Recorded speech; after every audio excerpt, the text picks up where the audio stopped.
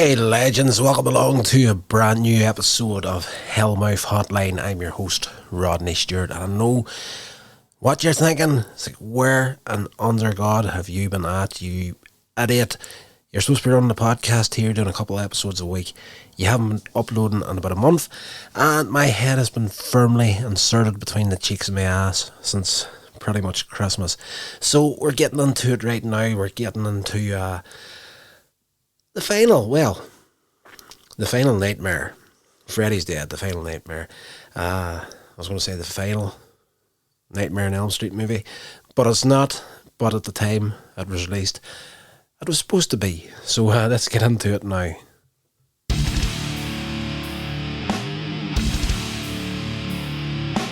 Alright, see, this movie here is fantastic. I absolutely loved it.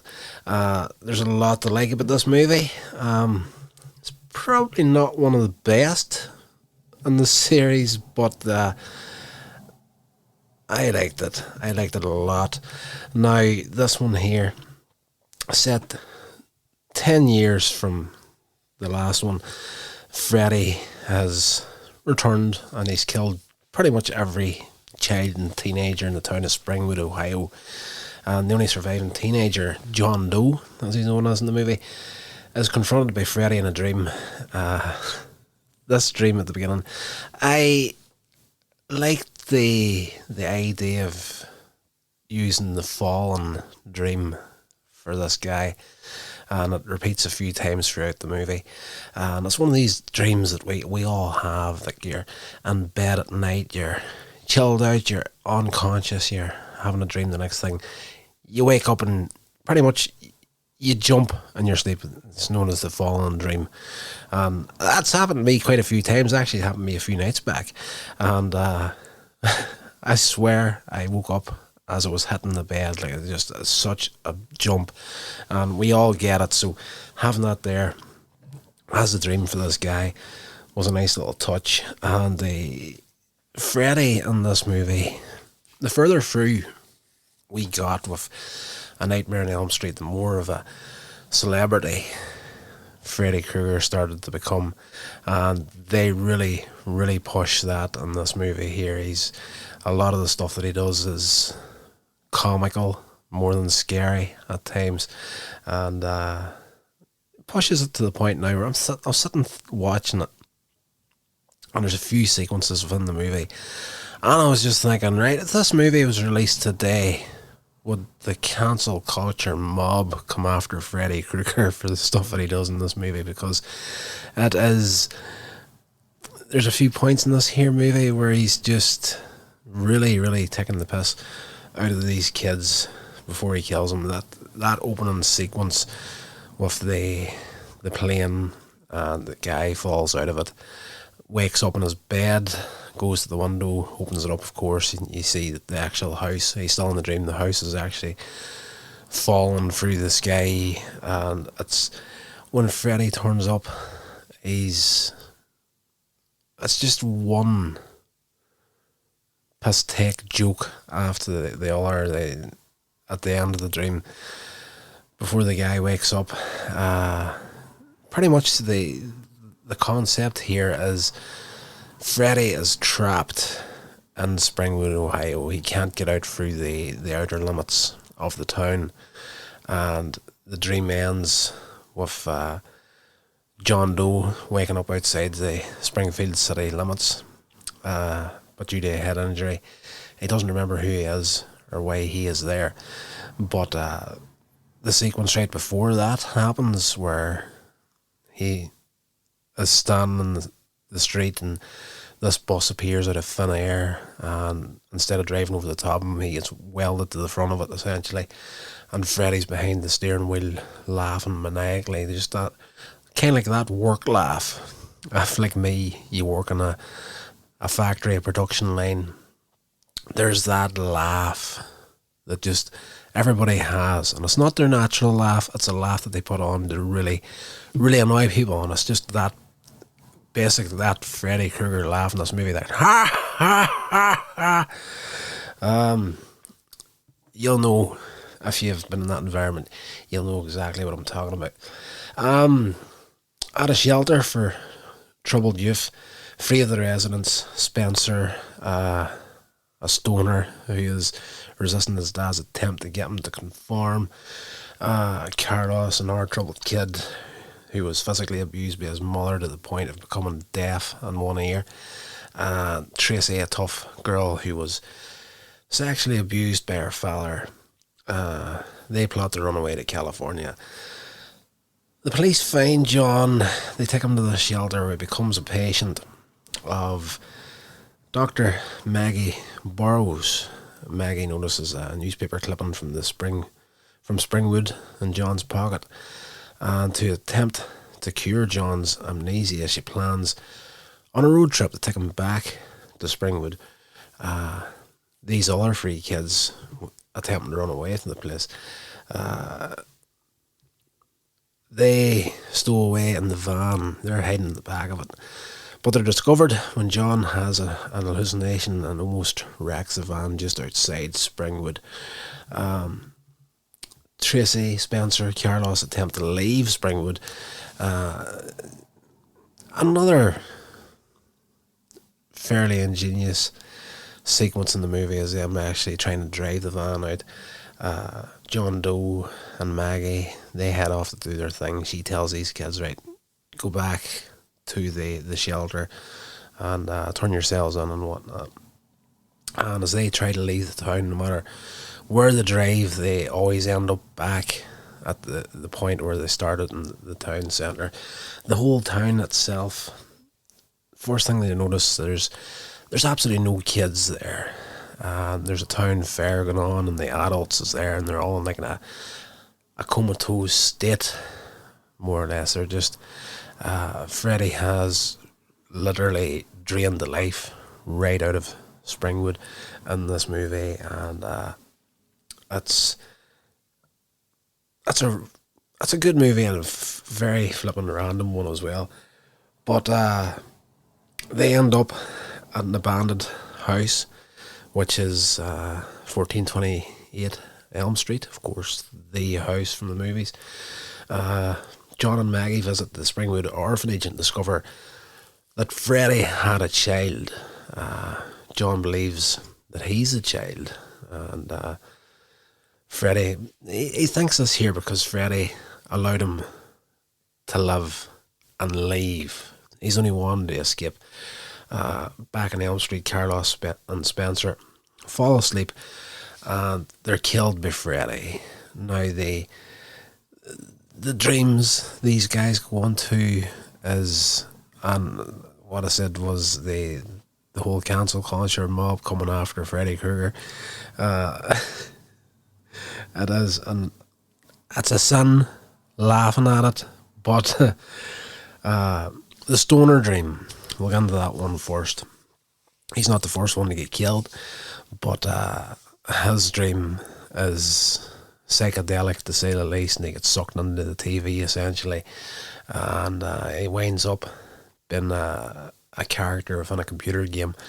And Freddy Krueger, he's sitting with the little joypad, like controlling the enemies in the game, like this boxing match, and like this stoner's in there, and like he's fighting this computer generated Freddy, and in Freddy's world, he's sitting there with his feet up, like just going to town on it, and really pushing the comedy in this here film. Anyway, he winds up getting snuffed, but the thing was, the guy that has the hearing issue, Freddy pushes that in a way that, and it's not right I know that it's not right laughing at it, but it's just flipping hilarious the way it was done, particularly the chalkboard sequence.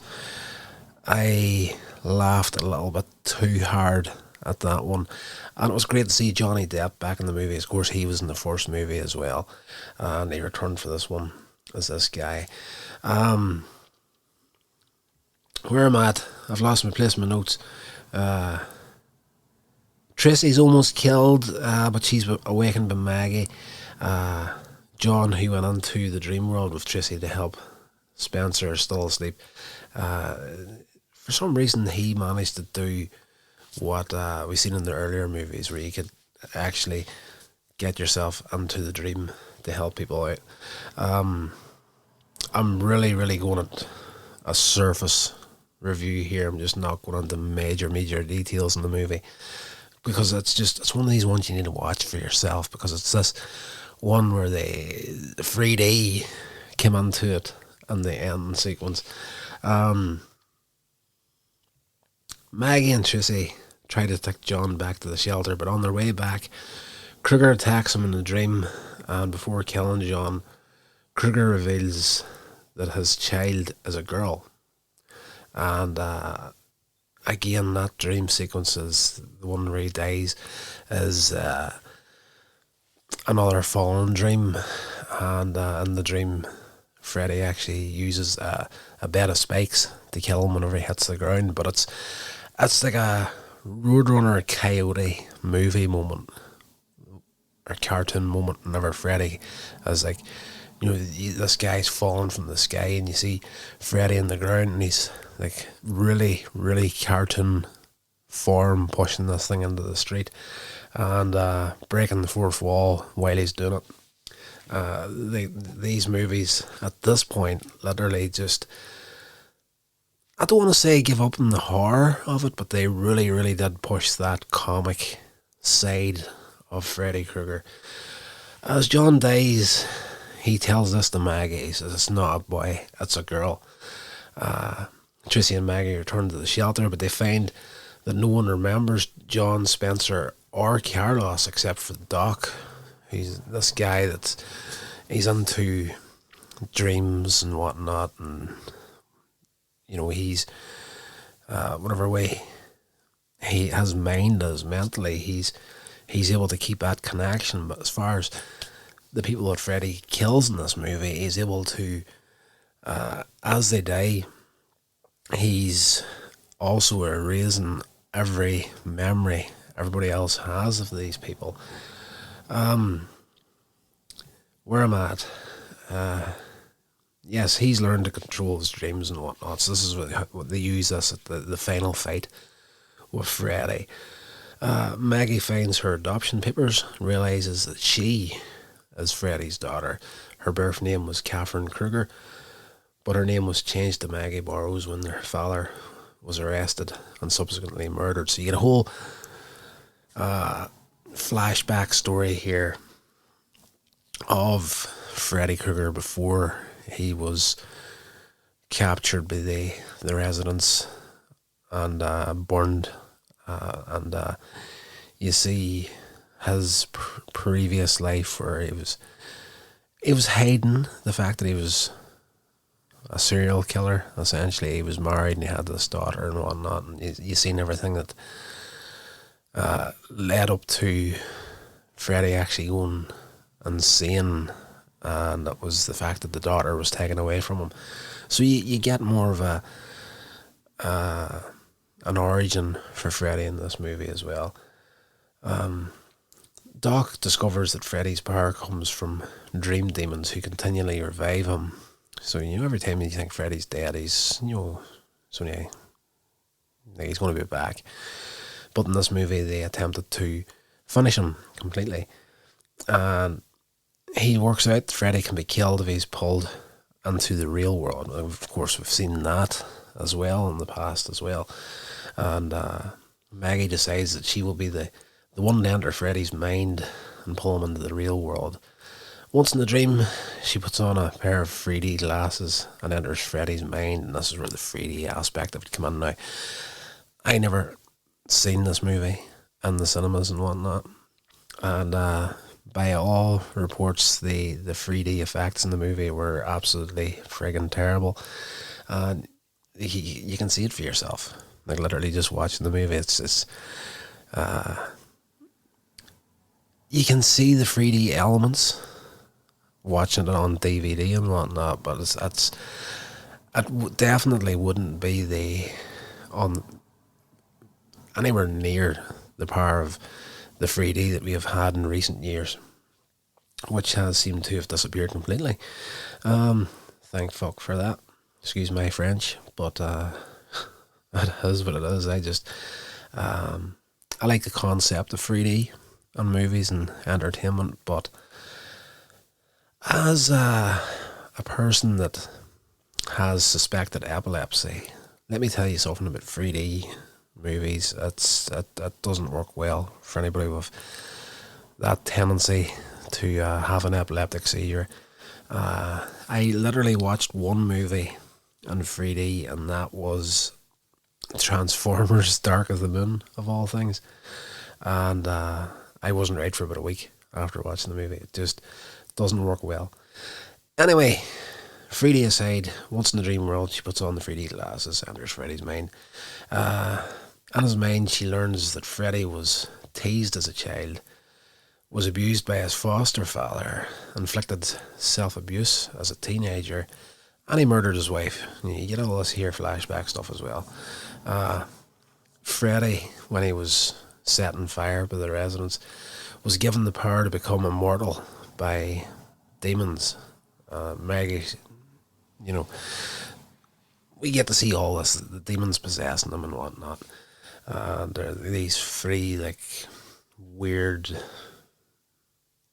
I don't know, worm-like creatures with these demon faces on them that fly about on the screen, and really going for that 3D effect with them alone. So she struggles to fight Freddy and the dream to pull him into the real world, but she eventually gets him out. Maggie and Freddy end up in hand-to-hand combat against one another, and she uses several weapons that were confiscated from patients at the shelter. That's insane.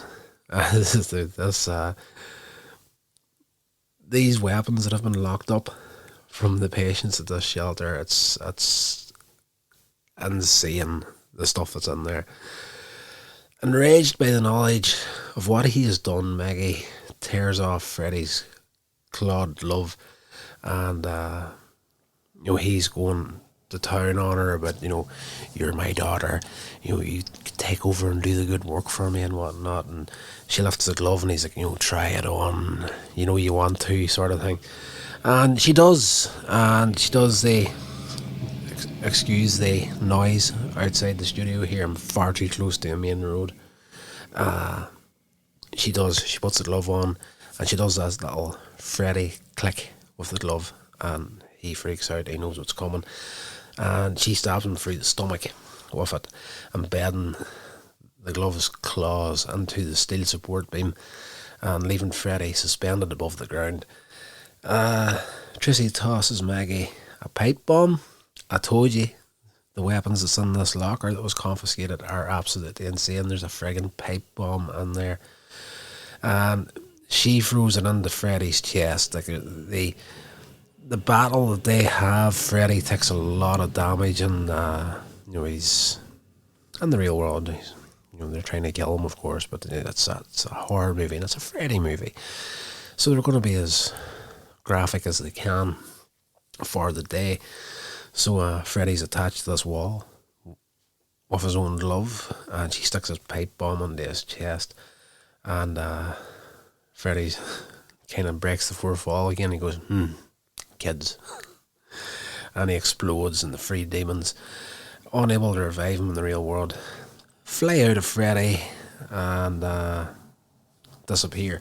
So that's in this storytelling, they pretty much leave it that these demons that possessed him were the ones that were reviving him, and now that he's in the real world, they can't revive him. He's exploded, he's in 1,000 pieces, and they bugger off, and that's the last you see of them. And the last shot of the movie is Doc and Maggie rejoice as as Maggie comes out, and she says the final words, Freddy's dead. Credits. This, as it did say, is there's a lot to like, and there's a lot to dislike about the movie. Like, I think the 3D element of it was a bit on the cheesy side. I can see why they went with that there. You know, they're making their last movie. They want to do something memorable for Freddy Krueger to take him out. So they're like, we're going to kill Freddy. Let's do it in 3D. So the cast in this movie: Robert Englund, Freddy Krueger, absolutely fantastic. Nobody is ever going to be Freddy like Robert Englund, and we did get that in a later movie, which you will get to as soon as possible. Lisa Zane in here as Maggie. She was pretty damn good on it. Who else we got? I'm not even going to try and pronounce the name of Doc. Yeah, no, I'm not even going to attempt to say that name. Koto is his surname, but Yafat. Yaphat, however you would pronounce that. That's who it was. He was very good in the movie. Leslie Dean as Tracy was grand. Sean Greenblatt as John Doe was fairly good. Johnny Depp in this movie, you could see why he went on to be who he is these days. Like, back in this movie here, he, after he's killed, turns up in the opening of the nightmare for the other guy, the stoner guy, like in a public service announcement on the TV screen. And it's just the way he talks and that. I find in these two movies of Freddy Krueger, Nightmare on Elm Street, with Johnny Depp in it, yes, he's a hell of a lot younger than what he is now. He was a teenager back whenever these movies were made, and he didn't look like Johnny Depp, apart from this one part of the, and I don't know if it's the cheesy grin that he had doing the PSA in this movie, but it was the only time within the entire movie where I looked at it and I was like, that's flipping Johnny Depp right there. But yes, he was excellent in this movie.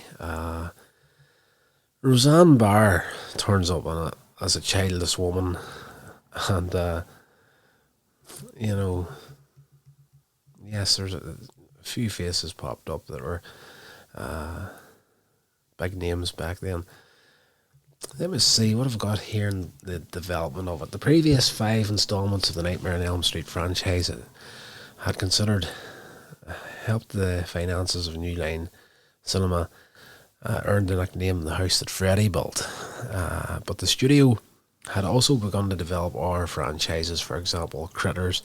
I don't think I've ever actually seen Critters. And by 1990, Teenage Mutant Ninja Turtles was done by them as well. I didn't know that. Bob Shea recalled in the Never Sleep Again documentary in 2010 that frankly it was time to move on and we had other projects that we wanted to focus on.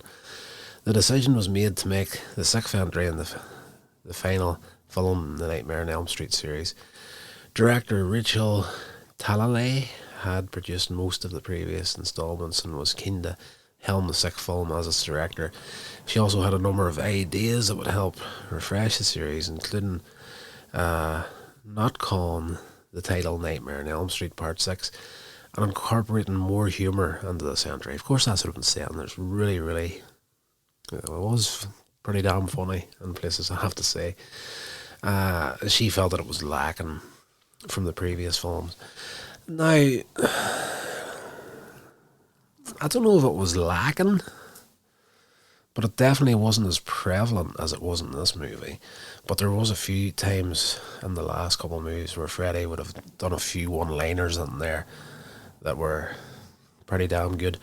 The production of Freddy's Dead coincided with the original airing of Twin Peaks, which was later acknowledged as an influence on the film, with its more surreal, humorous aspects.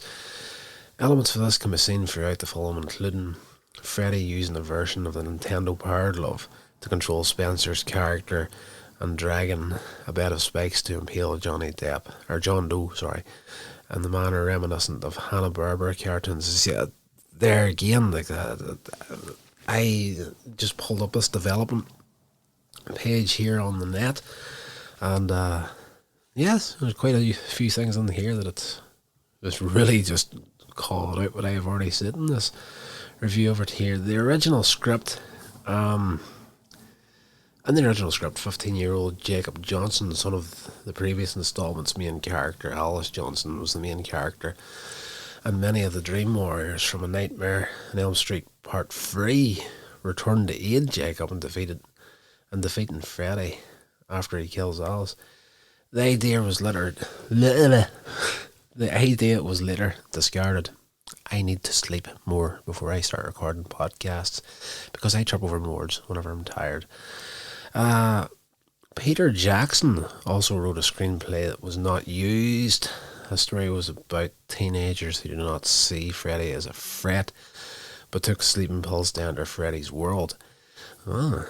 Jackson's script also included a police officer put into a comatose state to permanently be in Freddy's realm. Fairly dark. It could be an interesting one to see if it was ever made. John Carl Bucheller, again, probably butchered that name. Chief Special Effects Officer for the film, returning to the series after serving the same role in The Nightmare on Elm Street 4, Dream Warrior, or Dream Master. Also contributed to the film's 3D Freddy Vision Climax Freddy Vision. I completely forgot that they called it Freddy Vision. In the last 10 minutes, the film is in 3D to cue the audience to put on their 3D glasses. Maggie is seen to put on her 3D glasses in the film. Yep. Cheesy as hell too. That was class. She's like, right, we're going to go into the dream. I'm going to put my glasses on now. Then the audience would put their glasses on and join her. Then at the end of the movie, whenever she comes out of the dream, while she's in the dream, the glasses disappear. She's wearing them, but they're invisible to the viewer. And when she eventually comes out of the dream, before she says Freddy's dead, she's standing there and these 3D glasses appear in her face again, and she takes them off, and that's a cue for the audience to take theirs off, and then she goes, Freddy's dead, and we go into the credits. The effect was eliminated for the VHS and television releases, with the exception of the UK and France rental version and the US Laserdisc version. The DVD box set released in 1999 reinstated the 3D effect and included 2 pairs of 3D glasses. And the Never Sleep Again documentary Rachel Talalay revealed that whilst the film was being processed in 3D, the lab developing the print accidentally sent them 2 second clips from the then unreleased Terminator 2 Judgment Day. There you go. So they got a spoiler for T2. This movie was class. Right, what was the critical response for it? The film holds a 22% positive rating on film review aggregator website Rotten Tomatoes, based on 32 reviews. Austin Chronicle wrote, Freddy Krueger has devolved from the horrific, ill-defined phantasm positioned in the original film into a bland and annoying, predictable boogeyman loved by kids everywhere. That's fairly true at this point in the movie. As I say, there's quite a few elements in the movie that are fairly graphic and scary enough in a way, but it's definitely not the Freddy Krueger that was originally brought out. But as I said, by the time we got through the last 3 movies, Freddy was becoming an overnight success, and I do believe in a New Nightmare. Is it Wes Craven's New Nightmare? It's not the remake, because the remake doesn't have Freddy, or doesn't have Robert Englund in it. I think it's a New Nightmare. They actually do have a sequence where Freddy is at a horror con. So he pops out to meet his audience and take the applause. The song Why Was I Born? Freddy's Dead, written for the film, was nominated for a Golden Raspberry Award for Worst Original Song. That is terrible. In the 2010 documentary Never Sleep Again, Lisa Zane commented that she had submitted a Bond-esque ballad called The Worst Is Over for use over the end credits, but Why Was I Born was chosen instead. Director Rachel Talalay had worked with Iggy Pop on the 1990 film Crybaby and offered him the chance to compose a song for the film. So yeah, it is what it is. Freddy's Dead, the final nightmare. You know what? I have to say, out of all the movies, I think this one's pretty high up on my list as the one that I probably would enjoy watching the most, because it's just so random, and Freddy's inappropriate humour, let's just say, was you get a few guilty laughs out of it. That again, that chalkboard sequence where he's trying to kill Johnny, well, not trying to kill, he's going to kill Johnny Depp's character because he's deaf in the one ear, and the concept that was, we all know the story of the, running the nails down a chalkboard, and that noise would drive anybody insane.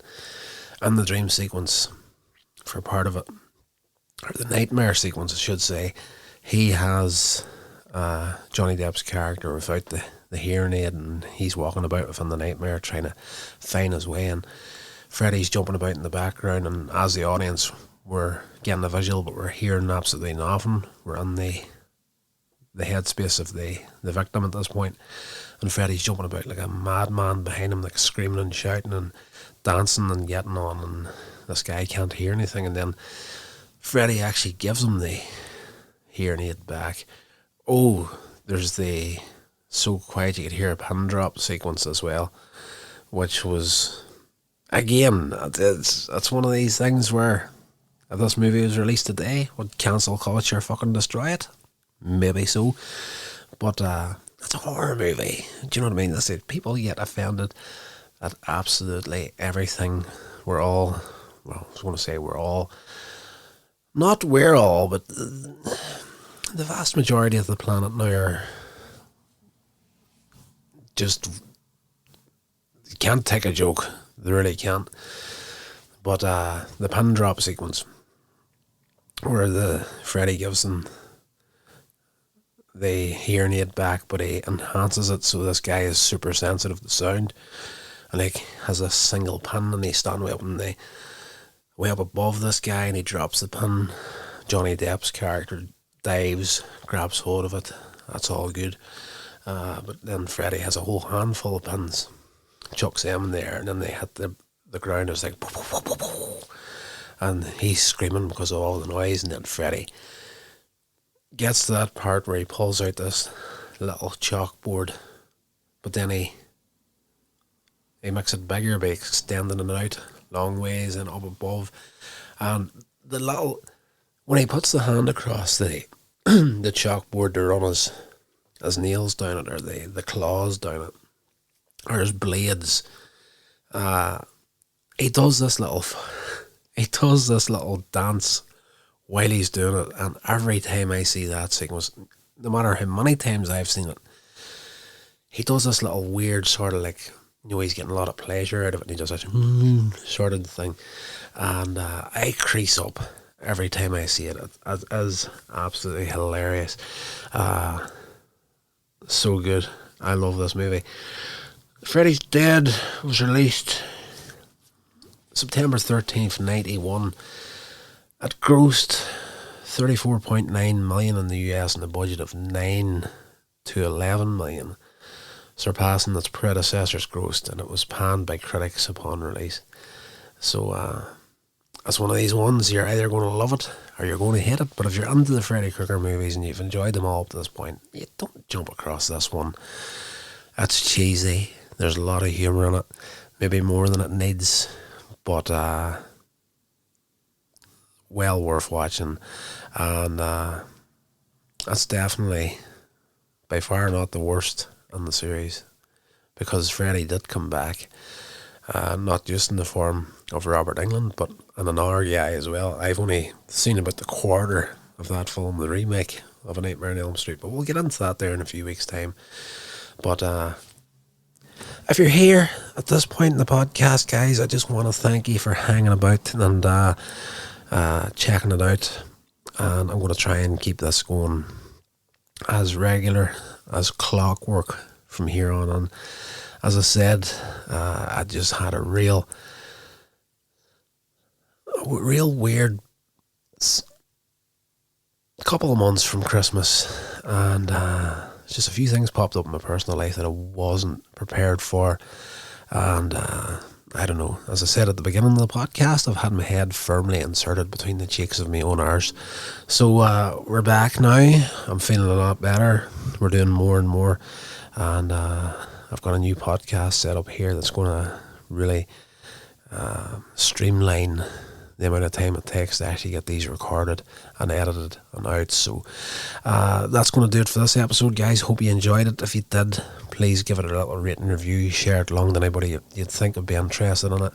And I'm going to see you you're going to hear me at least 2 nights a week at this point. So stay safe, guys, and I'll talk to you all very, very soon. This has been a production of Coins Age Media. Thank you so much for listening.